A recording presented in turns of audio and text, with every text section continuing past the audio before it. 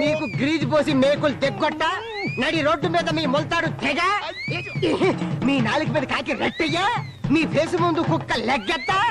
అంబురియా Supriya కుప్రియా bubble ఖంగ్రియా నీ చంప ఝుంబ్రియా కుల్ల ఖంగ్రియా హౌమ్యా అయ్యా అయ్యా ఖంబ్రి ఖంబ్రియా కులుకు కుయ్యా అప్పచి కుయ్యా